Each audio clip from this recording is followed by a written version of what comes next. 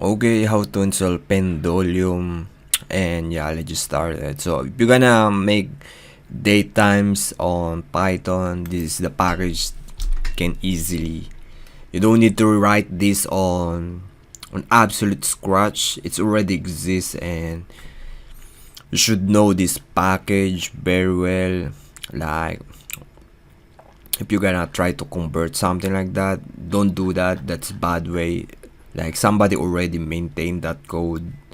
You know what, let's install this. So it's on the description. You can copy this like that, paste it on here.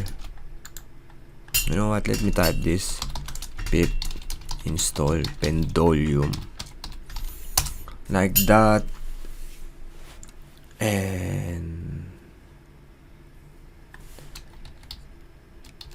install.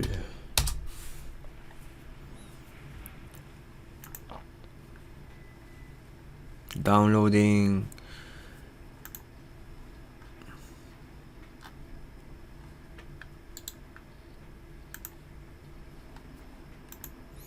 And pip list pendulum, it's P, right?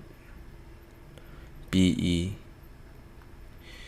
Okay, so we install it. It's on here.